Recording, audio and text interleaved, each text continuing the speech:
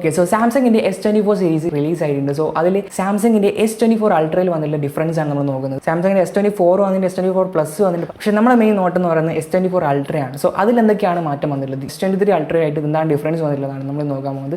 So hello guys, welcome. Display കാര്യം നിങ്ങൾ പറയേണ്ട ആവശ്യമില്ല. ഡിസ്പ്ലേ എന്ന് പറഞ്ഞാൽ 6.8 ഇഞ്ചിൻ്റെ ഡൈനാമിക് ആമലോഡ് ഡിസ്പ്ലേ ഉള്ള ക്വാഡ് HD+ ഡിസ്പ്ലേ ആണ്. കഴിഞ്ഞ വർഷം പോലത്തെ അത് ഡിസ്പ്ലേ തന്നെയാണ്. അതുപോലെ തന്നെ adaptive refresh rate 1 to 120 Hz വരെയാണ് റിഫ്രഷ് റേറ്റ്. മെയിനായിട്ട് ഇതിൻ്റെ ഡിഫറൻസ് പറയുന്നത് ടൈറ്റാനിയം ഫ്രെയിമാണ് ഇതിൽ കൊടുത്തിട്ടുള്ളത്. അതുപോലെ തന്നെ ഫ്രണ്ടിൽ എനിക്ക് ഡിസ്പ്ലേ ഒരു ഫ്ലാറ്റ് ആയിട്ടാണ്. കഴിഞ്ഞ വർഷമൊക്കെ കേർവ് ആയിട്ടാണുള്ളത്, കുറച്ചുകൂടി ഫ്ലാറ്റ് ആയിട്ടുണ്ട്. അതെന്ന് വെച്ച് കഴിഞ്ഞാൽ ഇപ്പോൾ S Pen ഒക്കെ യൂസ് ചെയ്യുന്ന സമയത്ത് സൈഡിലൊക്കെ വരുമ്പോൾ കുറച്ച് തെന്നി പോകുന്ന ഒരു പ്രശ്നം ഉണ്ടായിരുന്നു. സോ അത് ഈ ഫ്ലാറ്റ് ആകുമ്പോൾ അത് മാറുമെന്ന് തോന്നുന്നു. ഓക്കെ, പക്ഷേ കേർവ് ഡിസ്പ്ലേന് വേറൊരു ഫാൻസ് ഉണ്ട്. സോ നിങ്ങൾ അതാണ് കംപ്ലീറ്റ് ചെയ്യുക. അതുപോലെ തന്നെ ബെസൽസ് എന്ന് പറയുന്നത് 4 സൈഡിലും ഒരേ ലെവലിലാണുള്ളത്. നമ്മുടെ ഫോണിലുള്ള പോലെ തന്നെ ഒരു യൂണിഫോം ബെസൽസ് ആണ്. പിന്നെ ബാറ്ററിൻ്റെ ഭാഗം നോക്കുകയാണെങ്കിൽ കഴിഞ്ഞ വർഷം പോലെ 5000 mAh ബാറ്ററി, പിന്നെ 45 വാട്ടിൻ്റെ ഒരു ഫാസ്റ്റ് ചാർജ് എന്ന് അവർ പറയുന്നുണ്ട്. അതുപോലെ തന്നെ 50 വാട്ടിൻ്റെ വയർലെസ് ചാർജിങ് കൊടുത്തിട്ടുണ്ട്. അതിൻ്റെ പ്രോസസർ എന്ന് പറയുന്നത് സ്നാപ്ഡ്രാഗണിൻ്റെ 8 Gen 3 പ്രോസസറാണ്. ബാക്കി വരുന്ന സാംസങ്ങിൻ്റെ S24 S24 പ്ലസിലൊക്കെ എക്സിനോസിൻ്റെ നമ്മൾ ആ ഒരു ചിപ്സെറ്റാണ്. പക്ഷേ അൾട്രേൻ്റെ കേസിൽ സ്നാപ്ഡ്രാഗൺ ആണ്. എന്തായാലും നല്ലൊരു കാര്യമായിരുന്നു. പിന്നെ A കുറേ ഫീച്ചേഴ്സ് എന്ന് പറയുന്നുണ്ട്. മെയിനായിട്ട് നിങ്ങളിപ്പോൾ ഗാലറിയിൽ ഒരു വീഡിയോ പ്ലേ ആണെങ്കിൽ ജസ്റ്റ് ഒന്ന് ലോങ് പ്രസ് ചെയ്ത് കഴിഞ്ഞാൽ ആ ഒരു വീഡിയോ സ്ലോ മോഷനിൽ എടുത്തല്ലെങ്കിലും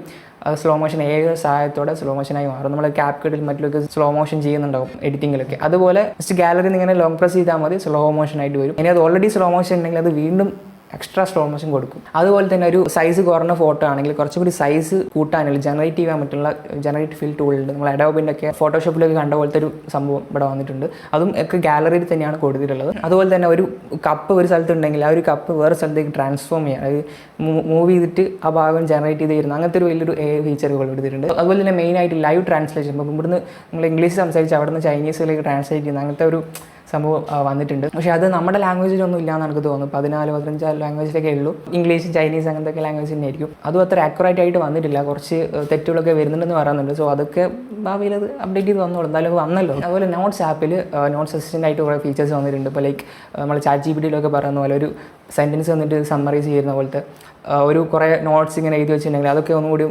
വൃത്തിക്കായിട്ട് ബുള്ളറ്റ് പോയിൻറ്റ്സ് ഒക്കെ കൊടുത്തിട്ട് കുറച്ചും കൂടി ഒന്ന് ഷോർട്ടാക്കി തരണമെങ്കിൽ ആ ഷോർട്ടാക്കിയൊക്കെ തരും. അങ്ങനത്തെ ഒരു കുറേ ഫീച്ചേഴ്സുകൾ.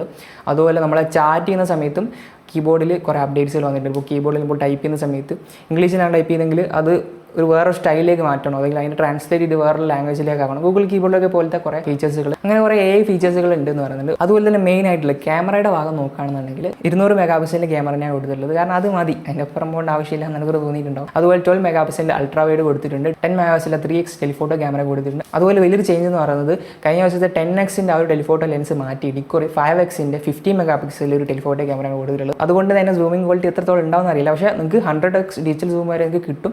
പക്ഷേ കഴിഞ്ഞ വർഷത്തെ പോലത്തെ അത്ര ക്വാളിറ്റി ഉണ്ടാവും നമുക്ക് കണ്ടറിയേണ്ടി വരും. പക്ഷേ എനിക്ക് കുറച്ചും കൂടി പ്രാക്ടിക്കലി നല്ലതായിട്ട് തോന്നിയത് ഇത് തന്നെയാണ്. കാരണം വെച്ച് കഴിഞ്ഞാൽ നമ്മളെന്തായാലും 10x ടെലിഫോട്ടോയിൽ ഇട്ടിട്ട് നമ്മൾ ഫോട്ടോ എടുക്കാൻ നോക്കില്ല. കാരണം കുറച്ച് ഒന്നാമത് ബാക്കോട്ട് കുറേ നിന്നിട്ടൊക്കെ ഫോട്ടോ എടുക്കേണ്ടി വരും. അതിലും നല്ലത് 5x ഒരു ലെൻസ് ഇല്ലാത്തത് കൊണ്ട് തന്നെ ഇപ്പോൾ ഐഫോണിലൊക്കെ ഉണ്ടല്ലോ, അതുപോലെ കൊടുക്കലായിരിക്കും കുറച്ചും ബെറ്റർ എന്ന് അവർക്ക് തോന്നിയിട്ടുണ്ടാവും. എന്തായാലും നന്നായി എനിക്ക് തോന്നിയത്. ഇനി സൂമിൻ്റെ കാര്യം എന്താണെന്ന് നമുക്ക് നോക്കാം. അതുപോലെ ഫ്രണ്ടിൽ 12 MP ക്യാമറയും കൊടുത്തിട്ടുണ്ട്. സോ ഇത്രയൊക്കെയാണ് എൻ്റെ ഫീച്ചേഴ്സ് എന്ന് പറയുന്നത്. എൻ്റെ സ്റ്റാർട്ടിംഗ് എന്ന് പറയുന്നത് 12 GB റാമും 256 GB സ്റ്റോറേജും ആണ്. പിന്നെ 512 GB 1 TB ഉണ്ട്. സോ അതിൻ്റെ പ്രൈസ് ഇവിടെ കൊടുത്തിട്ടുണ്ട്. സോ നിങ്ങൾ വാങ്ങുന്നുണ്ടെങ്കിൽ പ്രീ ബുക്ക് ചെയ്ത് വാങ്ങാവുന്നതാണ്. ഓക്കെ, അപ്പം നിങ്ങൾക്ക് എന്താ തോന്നിയില്ല ജസ്റ്റ് ഒന്ന് കമൻറ്റ്. ഇനി അങ്ങോട്ട് നമ്മളിങ്ങനത്തെ ടെക്നോളജി സ്മാർട്ട് ഫോണിൻ്റെ വീഡിയോസുകളൊക്കെയും കൂടുതൽ ചെയ്യാം. നിങ്ങൾക്ക് എന്തെങ്കിലും കണ്ടന്റ് ഉണ്ടെങ്കിൽ അത് കമൻറ്റ് ചെയ്യുക. അങ്ങനെ നമുക്ക് പെട്ടെന്ന് തന്നെ അടുത്തൊരു വീഡിയോ ചെയ്യാവുന്നതാണ്. അപ്പം ഇന്നത്തെ അടുത്തുള്ള വീഡിയോസ് ഇവിടെ ലൈക്ക് ഷെയർ സബ്സ്ക്രൈബ് ചെയ്ത് അടുത്ത് കാണാം. Thanks for watching.